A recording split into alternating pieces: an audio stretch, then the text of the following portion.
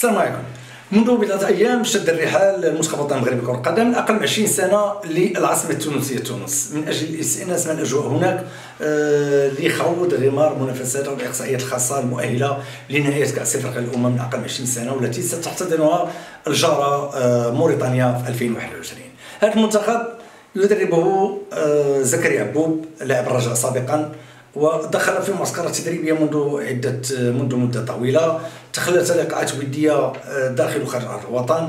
الجمعيه الملكيه المغربيه لكرة القدم وفرت كل الظروف اللوجستيكيه والماديه لهذا المنتخب يكون في الموعد. اكثر من ذلك قبل ما يشد الرحال لتونس لقي دعما كبيرا من طرف رئيس الجمعيه الملكيه المغربيه لكرة القدم السيد فوزي قجاع، وبالتاكيد سيتم تخصيص مكافآت ماليه مهمه للاعبين في حاله حجز احدى بطاقتي العبور، باعتبار منتخبنا سيحجز بطاقه العبور للنهائي. الفريق الوطني بطبيعه الحال ظروف اقامته هناك مريحه ومريحه جدا، يرافق بعض اعضاء الجمعيه الملكيه المغربيه لكرة القدم للوقوف عن كل كبيرة وصغيره. المدرب بطبيعه الحال زكريا عبوب على امتداد اشهر عديده بلغه المنطق وبلغه المردوديه وبلغه العطاء وقف على 30 لاعب اللي كيتواجدوا مع الان في تونس، من ضمنهم 8 ديال اللاعبين محترفين. هاد المحترفين كينتميو للانديه ديال اسبانيا وبرشلونه، ستراسبورغ الفرنسي، مارسيل الفرنسي، مالاغا الاسباني، اميا الفرنسي، الى جانب بعض المتالقين من اكاديميه محمد السادس لكره القدم، الى جانب بعض المتالقين من انديه مغربيه كالرجاء، الوداد، دفاع حسين الجديدي والفتح الرياضي. هذه الفرق التي انتقى منها زكريا عبوب. هؤلاء اللاعبين اللي نتوسم فيهم كل خير لحجز البطاقه وللذهاب بعيدا في النهائيات القادمه بالجاره موريتانيا. بطبيعه الحال برمجت لقاءات عديده في العاصمه التونسيه تونس. في افتتاح بطبيعه الحال مصر كمفروض تجرى مباراه مصر مع ليبيا، انما هو القانون واضح فيها جائحه كورونا. المنتخب اللي عنده 15 لاعب يلعب المقابلات، ولكن هذا الرقم استعصى على المنتخب المصري والاشقاء المصريين لاعتبار 17 شخص من ضمن 17 لاعب من ضمن 30 اصيبوا بجائحه كورونا، الشيء اللي كانت مساعي كبيره الاشقاء التونسي لتاجيل المقابله. ولكن على ما يبدو 17 لاعب صعب جدا في افق اجراء مسحه طبيه اخرى على امتداد 3 ايام للوقوف عند بعض الحالات تشافي بعض اللاعبين. انما هذا استعصى على الاشقاء المصريين واعتبروا منهزمين في مقابلتهم امام ليبيا ب2-0.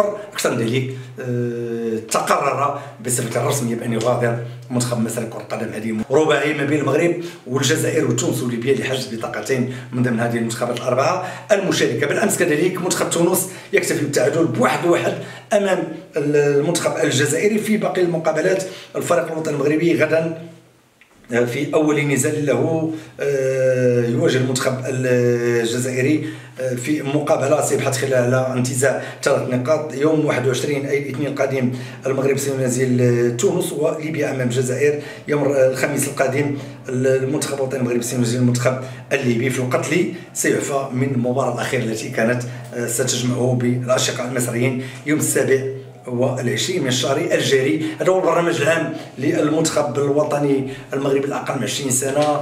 بطبيعه الحال هذا هناك جيل تم الاشتغال معه تقريبا لاكثر من سنه ونصف. فكما قلت الجمعيه الملكيه المغربيه لكرة القدم هيئت كل كبيره وصغيره، وهذا المنتخب لقى دعم كبير من طرف السيد فوزي قجاع رئيس الجمعيه الملكيه المغربيه لكرة القدم على جميع المستويات والاصعده. الكره كما يقال بلغه كرة القدم في مرمى الفريق الوطني وفي عند لاعبي الفريق الوطني ومؤطري الفريق الوطني ليسألوا ويكونوا في الموعد، لأننا نتوسم فيهم كل خير وليس بصعب عليهم بأن ينتزعوا واحدة من البطاقتين المؤهلتين لنهائيات الافريقيه الامم اقل من 20 سنه، والتي ستجرى السنه القادمه بالجاره موريتانيا. الى اللقاء.